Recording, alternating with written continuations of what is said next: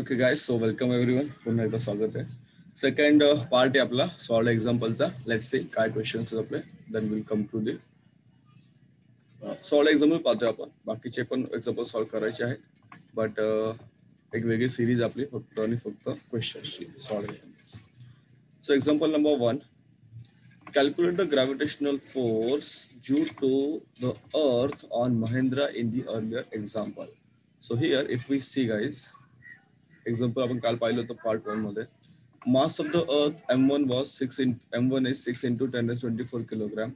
Radius of the earth capital R is equal to 6.4 into 10⁻6 metre.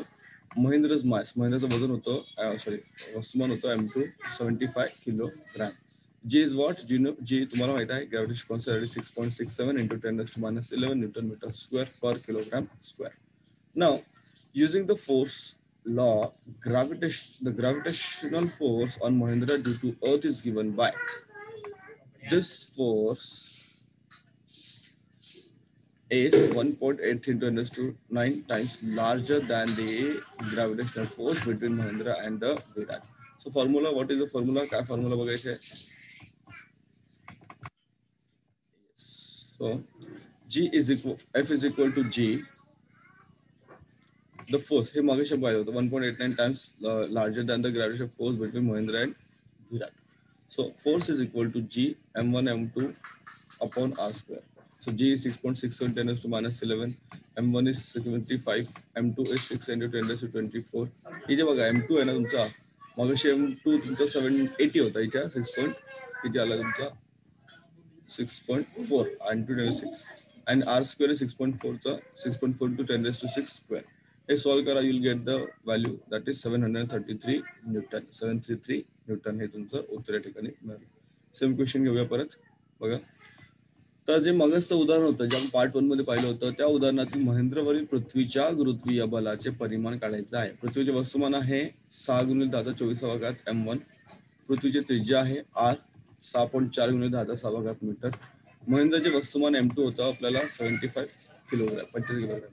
जी आपल्याकडे आहे 6.67 into 10⁻11, 6.67 × 10⁻11 newton metre वर्ग दर kilogram वर्ग. तर गुरुत्वीय बलाच्या सिद्धांताप्रमाणे महेंद्रावरील गुरुत्वीचे बल आहे हे F बरोबर G m1 m2 छेदात r चा वर्ग. किमती टाका, तुम्हाला उत्तर मिळेल 733 न्यूटन. हे बल जे आहे ना, हे बल ऍक्च्युली विराट आणि जो महेंद्र या दोघांच्या दरम्यान जे बल आहे त्याच्या जवळजवळ 1.83 × 10⁹ पट काय जास्त आहे, बरोबर. म्हणून हे दोघे एकमेकांकडे खेचले जातात का? नाही, परंतु महेंद्र आणि विराट हे पृथ्वीकडे खेचले जात आहे. राईट. चलो दुसरा क्वेश्चन पाहूया आपण.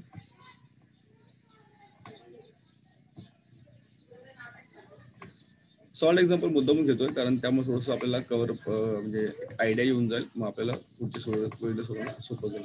असेही तुमच्याकडे सर्व उत्तर असतीलच, पण तरी सुद्धा. चलो एक्झाम्पल आहे दुसरं. काय एक्झाम्पल बघा. Starting from rest, what will be Mahendra's velocity after 1 second if he is falling down due to gravitational force on the earth? So u is always 0 कारण त्यांचा सुरुवातीचा वेग 0 होता. Initial velocity is 0. Force, already we have known the force, that is 733 Newton. Mahendra's mass m is 75 kilogram and the time t is 1 second. Time t is 1 second. So Mahendra's acceleration is what? A is equal to F upon m, that is force upon mass, that is 733 upon 75 meter per second square. According to Newton's first equation of motion, that is V is equal to U plus AT. So where V stands final velocity, U stands initial velocity, A stands for acceleration due to gravity, and T stands for time. So Mahendra's velocity after 1 second will be U is equal to 0, A is equal to 9.77. इथून काढला आपण हे solve करून, right.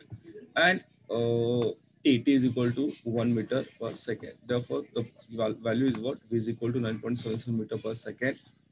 So this is 1.83 times the velocity in example 2 on page 6. तेवढं गरज नाही आपल्याला जायची, इथपर्यंत. तर तुमची वेलोसिटी आहे एवढी, या वेगाने तो पृथ्वीवर पडेल. किती? 9.77 मीटर पर सेकंड. रिपीट करतो क्वेश्चन. चलो तर काय प्रश्न आली बघूया नीट, परत तुम्हाला रिपीट होतो.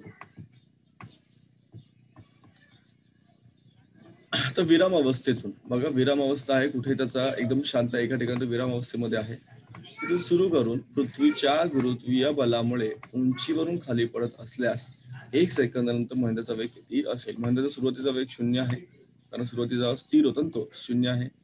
त्यावरील गुरुत्वीय बल आपण आताच काढलं, किती आहे 733 न्यूटन. किती आहे 733 न्यूटन. महिन्याचे वस्तुमान आहे 75 किलोग्रॅम. वस्तुमान किती आहे 75 किलोग्रॅम. टी कालावधी आहे 1 सेकंद. मग गुरुत्व त्वरण काढलं, महिन्याचे त्वरण काढलं आपण, ए बरोबर एफ छेदात एम म्हणजे 733 छेदात 75 मीटर दर सेकंड वर्ग, म्हणजेच किती आलं 9.77 गुणिले M metre 9.77 M metre per second square. आता न्यूटनच्या पहिल्या समीकरणामध्ये व्ही बरोबर यू अधिक एटी किमती टाका या ठिकाणी तुम्ही. व्ही म्हणजे अंतिम वेग, यू म्हणजे सुरुवातीचा वेग, ए म्हणजे त्वरण आणि टी म्हणजे कालावधी. तर किमती टाकल्या या ठिकाणी आपण, या उत्तर मिळालं 9.77 मीटर दर सेकंद. एवढंच तुमचं उत्तर. तुम्हाला एवढं उत्तर लिहायचं असतं, पुढे जायची आवश्यकता नाही, कंपॅरिझन करायची या ठिकाणी गरज नाही. ही 2 गणितं पाहिली आपण, पुढे जाऊया. सो नेक्स्ट एक्झाम्पल आहे, solve example. If a person weighs 750 Newton on Earth, how much would his weight on the moon, given that moon's mass is 1/81 of that of the Earth and its radius is 1/3.7 that of the Earth. So weight on the Earth is what? 750 N, that is Newton. Ratio of mass of the Earth, that is ME, to the mass of the moon, that is MM. ME upon MM is what? 81. 1/81. And ratio of its radius,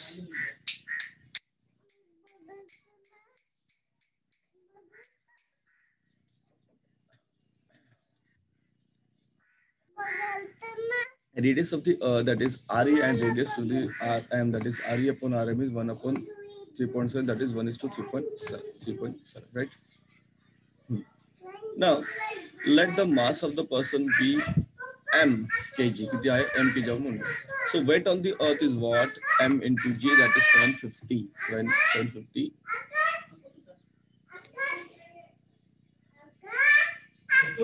So m is equal to g me upon re square. Formula वापरला ठिकाणी m you got here 750 upon 750 re square upon g me. me म्हणजे अर्थ. पुढे weight on the moon काढला आपण, that is here mgmm upon r square using 1. Now याला सोडून जर गेलो आपण, you get the value 126.8 Newton. आता ही गणितं तुम्हाला दिसायला थोडीशी किचकट वाटतात, but whenever we actually solve the example, जेव्हा आपण प्रत्यक्ष सोडवायला घेऊ ना, तेव्हा तुम्हाला तेवढी कठीण वाटणार नाही, कारण ऑलरेडी तोपर्यंत तुमचा थोडा सराव झालेला असेल. Therefore the weight of the moon is nearly 1/6 आहे. किती आहे? 1/6 of the weight of the earth.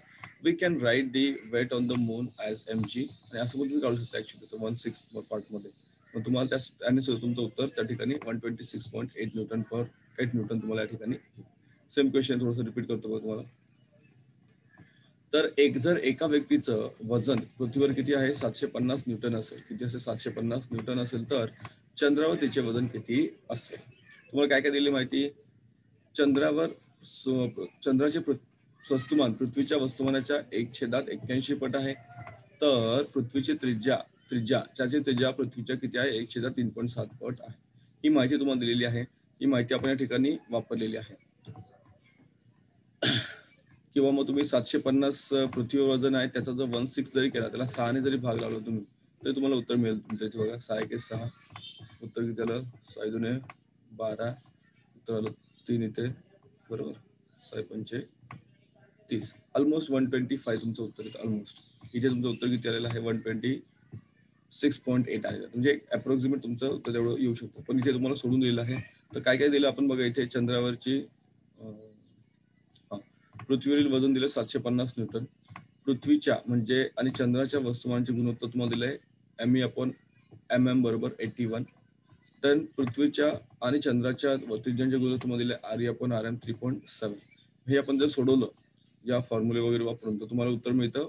काय मिळतं उत्तर बघा तुम्हाला इथे? 1.26 126.8 126.8 न्यूटन. राईट. तर हे पण आपण त्या सूत्राने सुद्धा वापरतो, तुम्हाला त्या ठिकाणी सूत्र या ठिकाणी मिळू शकतो. दोन गणित आपण या ठिकाणी पाहिलेत. नेक्स्ट सॉल्व एक्झाम्पल बघा काय आहे. An iron ball of mass 3 kilogram is released from a height of 125 meter and falls freely to the ground. Assuming that the value of g is 10 meter per second square, we need to calculate first time taken by the ball to reach the ground, and second velocity of the ball on reaching the ground, and third the height of the ball at half the time it takes to reach the ground. हा आपल्याला या ठिकाणी करायचं सोडवायचं आहे. Let's see guys, solve करूया आपण, म्हणजे solve केलेलं आहे ते पाहूया. See, solved examples are also important for understanding the question and the how to write answers. So what is given to us? M is 3 kilogram. Distance traveled by the ball S, that is 125 meter. Initial velocity of the ball is always 0. Acceleration is a is equal to g is equal to 10 meter per second square. It is given to us that we need to assume it as 10. So first Newton's second law, second equation. The second equation says s is equal to ut plus half at square. Now put the values. S is equal to 125, u is equal to 0, t we don't have t. We have to find out t.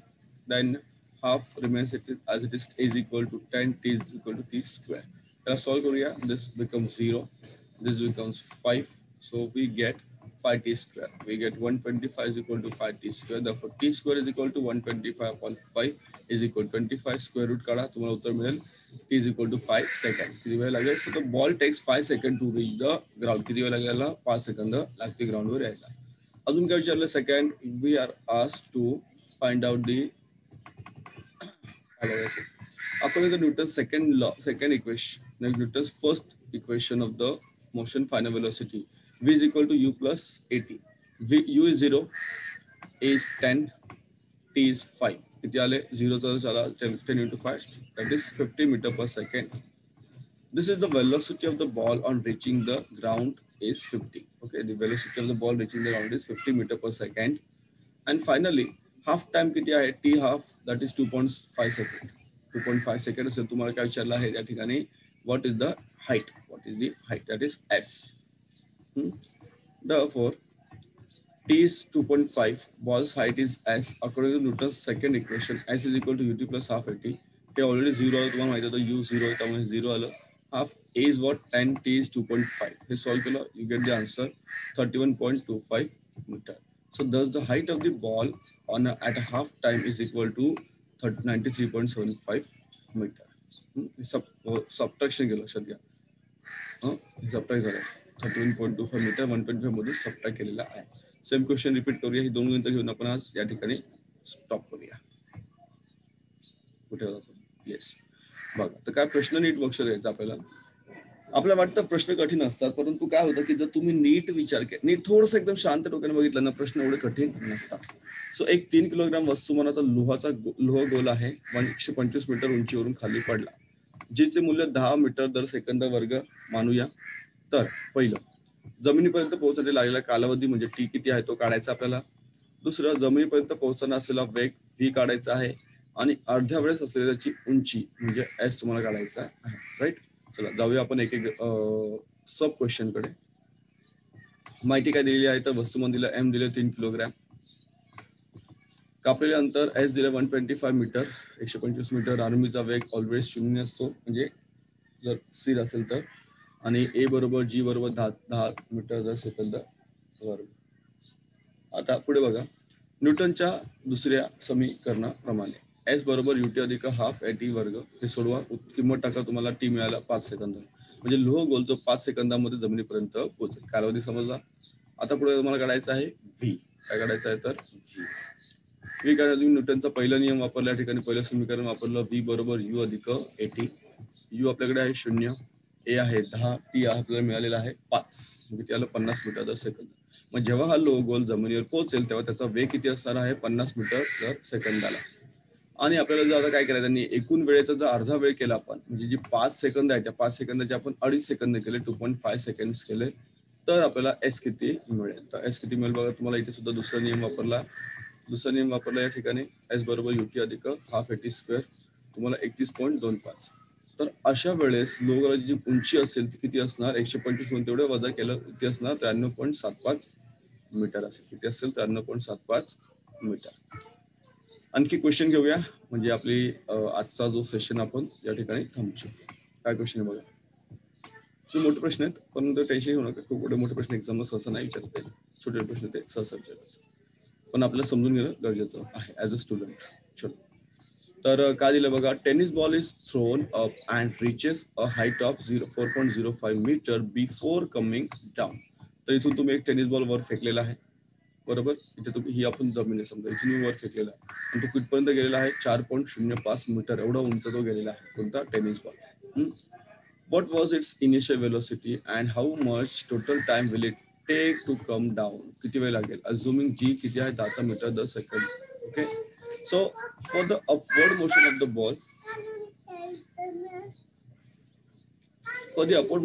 ball guys, final velocity of the ball किती असणार 0 असणार कारण तुम्ही इथून फेकल्यानंतर तो इथे गेल्यानंतर velocity already 0 झाली.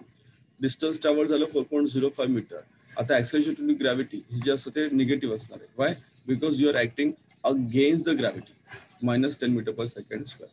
Using Newton's third equation use करा. v square is equal to u square plus 2as. v is 0 you need to find out 2a आला -10 आणि s आला 4.05. सो हे सोडवलं तर you get the value u square is equal to 81. That means u is equal to 9 metre per second. This is the initial velocity of the ball. Initial velocity किती आली 9 metre per second म्हणजे एका सेकंडला 9 metre तो गेला. Now what is asked again? पुढे बघा. Now let us consider the downward motion of the ball. Suppose the ball takes t seconds to come down. Now the initial velocity of the ball is 0. आता इथे u 0 झाला कारण आता ball खाली आला. हा u जो आहे हा इथे 0 झाला. Right? Now distance travel is distance तेवढंच राहणार 4.05. s will be same 4.05 metre. जेवढा वर गेला तेवढंच खाली ना. as the velocity and acceleration are in the same direction इथे g तुमचा पॉझिटिव्ह आला. a is equal to g is equal to 10 इथे पॉझिटिव्ह आला. राईट. नो इथे सेकंड इक्वेशन यूज करायचे. s is equal to ut plus half 80 that is s is equal to 4.05 u t 0 इथे t तुम्हाला काढायचा आहे. Right. So on solving this solve करा. Yes, Aditya.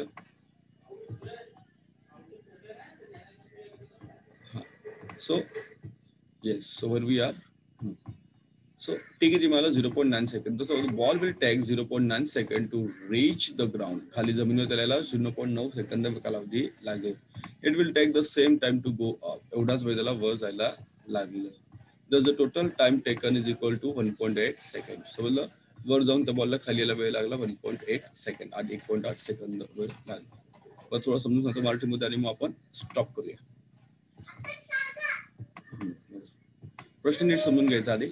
खूप कठीण प्रश्न नाहीत. वाचतात थोडेसे प्रॅक्टिस केले की प्रश्न आपले सोपे होते. मला एक टेनिसचा चेंडू तुम्ही वर फेकला व तो 4.05 मीटर उंचीपर्यंत पोहोचून खाली आला. म्हणजे तुम्ही इथून चेंडू पोहोचला फेकला वर इथपर्यंत गेला तो आणि परत तो खाली आलेला आहे. समजलं.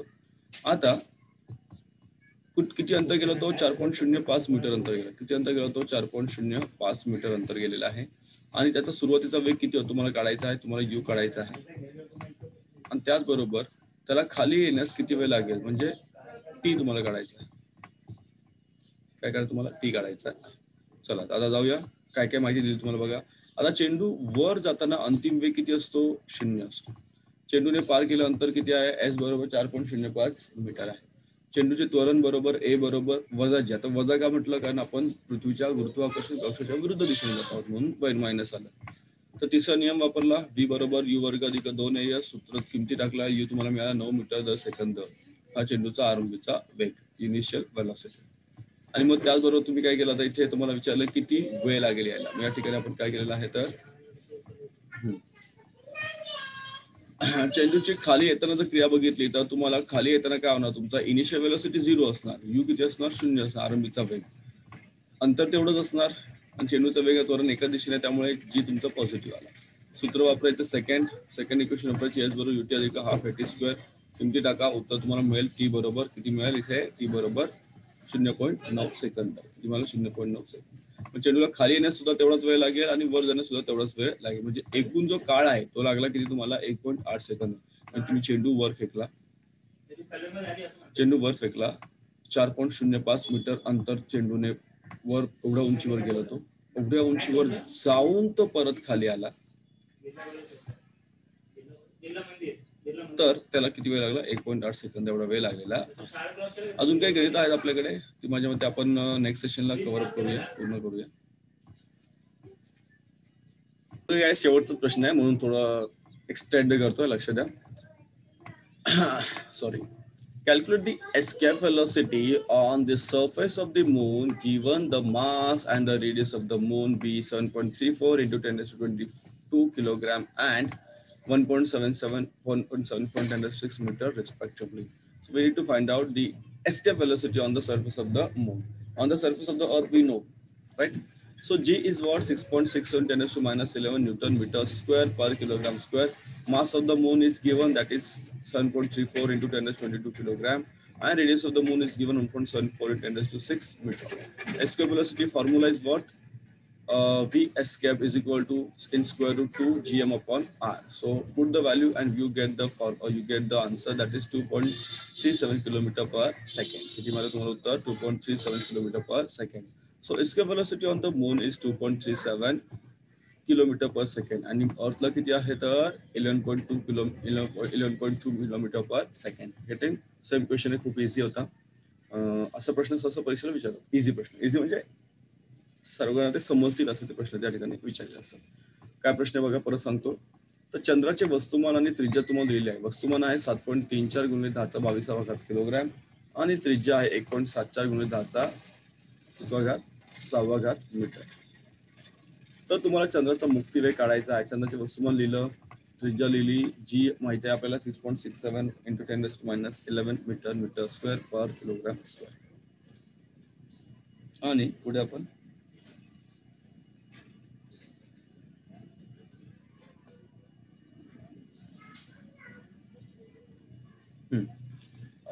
मुक्तिवेग फॉर्म्युला काय? Square root 2 gm upon r.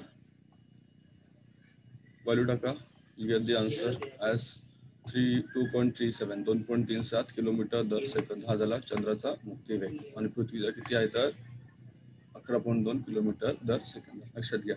म्हणजे चंद्राच्या गुरुत्वाकर्षण कक्षाच्या बाहेर जायचं असेल तर एवढा वेग हवा त्या सॅटेलाइटला किंवा उपग्रहाला, आणि पृथ्वीच्या बाहेर जायचं असेल गुरुत्वाकर्षण कक्षाच्या तर एवढा त्या सॅटेलाइटचा मिनिमम वेग पाहिजे.